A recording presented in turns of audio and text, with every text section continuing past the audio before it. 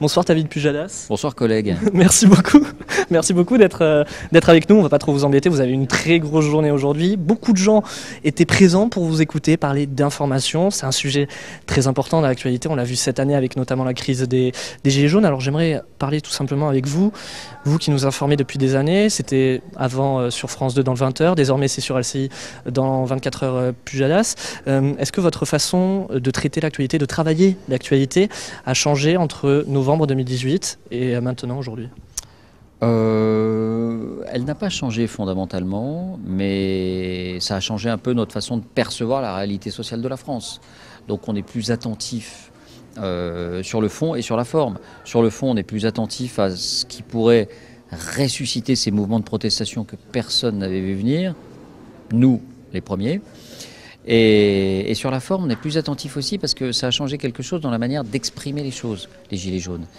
Malheureusement, pas toujours pour le meilleur, parce que ces mouvements ont été infiltrés, récupérés un peu par les Black Blocs, d'autres, par des formes de violence. Donc on est plus attentif aussi à ces formes de violence qui peuvent s'exprimer aujourd'hui dans les revendications. Donc je dirais pas que ça a changé nos méthodes de travail, mais simplement ça a fait apparaître une réalité sociale qu'on n'avait pas vue. Donc on est plus attentif dans notre perception du visage social de la France à ça. Bon, est-ce que j'ai droit à une question de joker en plus? Oui. Parce qu'on a interrogé Christine Ockrent tout à l'heure, je voudrais vous interroger aussi là-dessus. Sur ces moments historiques que vous avez commentés, depuis 2001, vous avez eu beaucoup l'occasion. Et du coup, on avait retrouvé une archive d'un certain mois de novembre. Pour Christine Ockrent, c'était la chute du mur de Berlin. Pour vous, c'est le 5 novembre 2008.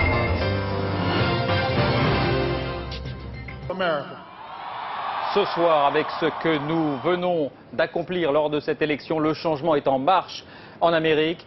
Bonsoir à tous, ce sont les mots de Barack Obama, élu 44e président des États-Unis. Alors quand vous prononcez ces mots en direct, il faut resituer, il est donc 14h à Washington. Vous avez passé toute la nuit, j'imagine, à suivre cette soirée. Quelle est l'émotion que vous ressentez quand vous dites ces mots? Énorme. Énorme. Quand je dis ces mots, mais la nuit précédente aussi, quand à un moment donné, je ne sais plus lequel, mais un État, un swing state, comme on dit, tombe, et donc l'élection de Barack Obama est acquise, on a pleuré comme des enfants. Et vous voyez, rien que d'en parler, j'ai encore cette émotion, parce que ça paraissait inimaginable qu'un grand pays comme les États-Unis élise un président noir quelques années seulement auparavant. La signification de cet événement nous prenait tous aux tripes. C'était quelque chose d'énorme. On s'y attend. Moi, je m'attendais pas à être aussi ému. Mais quand c'est arrivé, on était 4 ou 5 dans le bureau. Alain de Chalvron était le correspondant. Il avait la larme à l'œil lui aussi. On pleurait tous.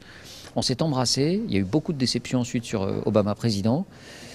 Mais le symbole que ça représentait, le fait que cette nation-là fasse ce choix-là, c'était effectivement un grand moment. Vous voyez, ça me redonne le frisson là. Et vous avez rencontré en plus quelques temps plus tard. Et j'ai interviewé Barack Obama 4 ans plus tard, je crois, ou 3 ans plus tard, au moment d'un sommet d'un G7 ou d'un G8 en France, à Cannes, je crois. Et j'ai eu l'occasion de le rencontrer. Mais j'allais dire, ça allait au-delà de sa personne. Barack Obama a déçu beaucoup de monde ensuite. On peut faire un bilan très critique de sa présidence, mais ça allait au-delà de sa personne. C'était le symbole que ça représentait, quelque chose qu'on n'imaginait pas possible, c'est-à-dire une super nouvelle de conciliation, de dialogue, de gens qui marchent au même pas. Et ça, c'était formidable. Et ça, on ne l'enlèvera jamais. Bon, merci beaucoup, collègue. Avec plaisir, collègue.